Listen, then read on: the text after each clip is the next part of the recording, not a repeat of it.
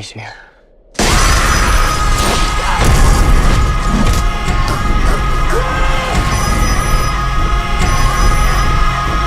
The return to the dark and chilling world of the Black Phone is officially underway as Black Phone 2 gears up to bring audiences back into the twisted, haunting realm of horror that made the original film a standout. While the first installment introduced viewers to the terrifying abduction of young Finney by the sadistic villain known as the Grabber, the sequel promises to dig even deeper into the mythology that surrounds the Black Phone itself and the ghostly voices of the past that still echo through it.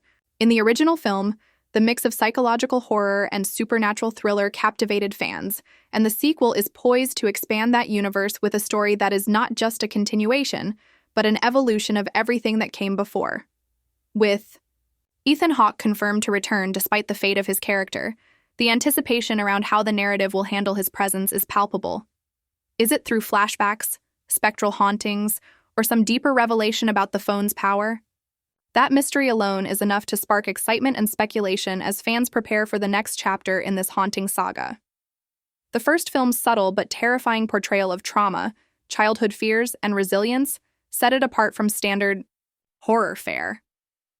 It wasn't just a story about a killer. It was a story about communication beyond death, the strength of a brother-sister bond, and how horror can live both inside and outside the human mind. With Black Phone 2, the creative team has a chance to deepen these themes. One of the most intriguing elements is how the Black Phone itself operates. In the first movie, it served as a supernatural link between the living and the dead, a device through which murdered children helped Finney escape. In the sequel, the phone is expected to become even more central, perhaps becoming a vessel for something darker and more intelligent than just the voices of the past. There is speculation that the phone may not just receive calls, but perhaps influence those who touch it, drawing them into the unresolved trauma of the spirits trapped within it.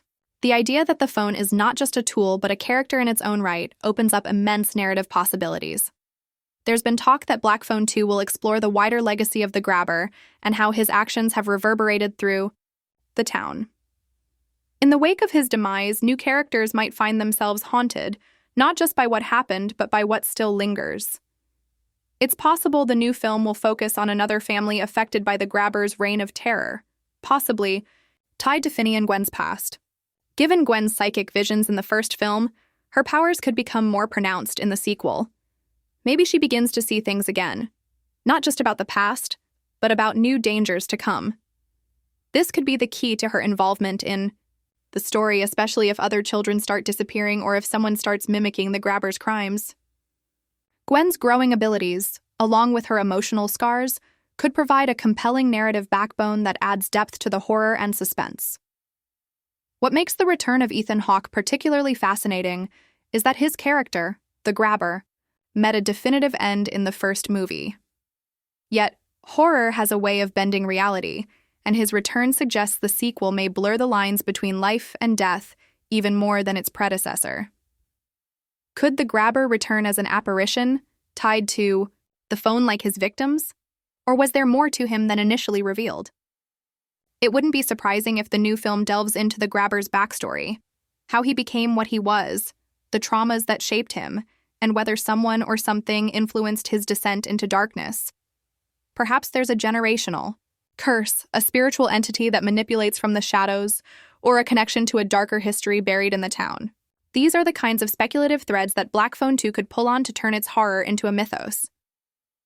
There are also strong indications that the sequel will maintain the period setting that helped define the atmosphere of the original. The 1970s aesthetic, complete with rotary phones, analog technology, and a pervasive sense of isolation, was essential in creating the dread and vulnerability that permeated the Black Phone. Keeping the sequel in that timeline preserves not just continuity, but the unique tone and sense of place that made the first film so chilling. The use of vintage visuals, dim lighting, and cold suburban architecture contributed to the sensation that evil could be lurking just around the corner or behind a closed basement door. Maintaining that setting gives the sequel a consistent visual identity while also expanding on the stylistic elements that set it apart from modern horror. As with any horror sequel, the balance between familiarity and innovation is crucial. Fans will want the unsettling atmosphere, slow burn suspense, and emotional stakes of the first film, but they will also crave something new, something that justifies revisiting this world. That's where the notion of spiritual escalation comes in. Instead of merely repeating the scenario of the first movie, Black Phone 2 could elevate the stakes. Perhaps the ghosts of the grabber's victims have unfinished business, or maybe they now face a threat of their own in the afterlife, with the Black Phone serving as a portal both ways. The concept of evil persisting through grief, trauma, and vengeance can drive the narrative into more complex and haunting territory. What if the victims themselves start to change, growing restless or corrupted, needing help from the living to find peace? Another intriguing possibility is that Finney, now older, becomes a mentor or protector figure to another child facing a similar threat. His experiences would give him a unique insight into what's happening, and it would be compelling to see how he has processed his trauma since the events of the first film. Is he more guarded, more cynical, or more determined to stop future evil? His development could mirror the themes of generational trauma and resilience. The idea that those who survive can help prevent others from falling into the same darkness adds an empowering layer to the otherwise bleak world of Black Phone.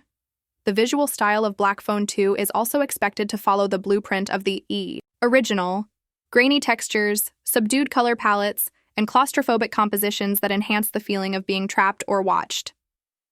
The filmmakers understand that horror isn't just about jump scares.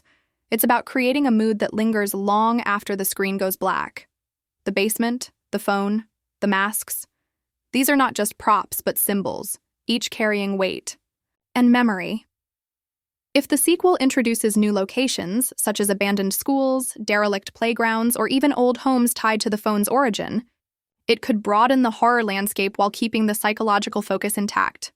Sound design will likely play a crucial role once again, especially with the phone's eerie ring and the ghostly voices on the other end.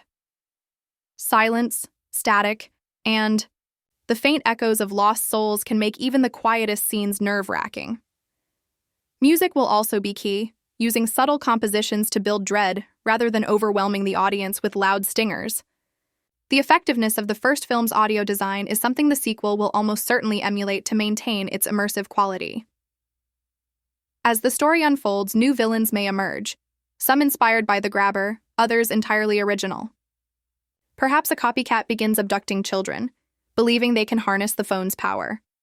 Or maybe someone stumbles upon the phone and becomes possessed or changed by it, leading to a new form of horror where technology, memory, and malevolence merge. The idea that evil can evolve, that it can adapt and persist through others, offers chilling implications and opens doors for further sequels or spin-offs.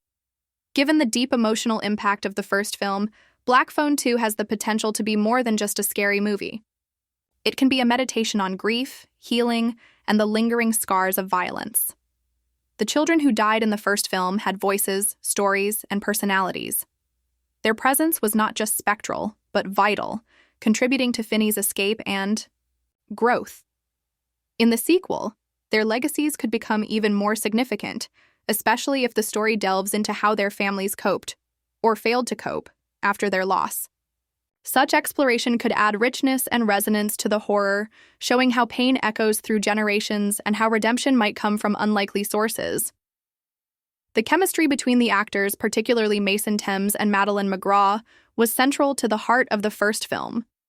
If they return, their sibling bond could serve as a narrative anchor once more, grounding the story in emotional truth even as the supernatural elements intensify. Gwen's psychic gift could evolve in unpredictable ways, perhaps connecting her more directly to the dead or making her a target for forces beyond her understanding. Watching her navigate these powers, balancing her fear, courage, and love for her brother, could provide some of the most compelling moments in the film. Expectations are high for Black Phone 2, and with good reason. It's rare for a horror film to combine genuine scares with heartfelt storytelling, and rarer still for a sequel to capture that same magic. But if the filmmakers stay true to the tone and emotional depth of the original, while pushing the mythology forward, the sequel could not only satisfy fans but elevate the franchise to a new level. The original's blend of nostalgia, fear, and spiritual mystery was lightning in a bottle. To replicate that while expanding its universe is a tall order, but not impossible. One can imagine the phone ringing again, its tone as chilling as ever, calling not just Finney or Gwen, Minnie or Gwen.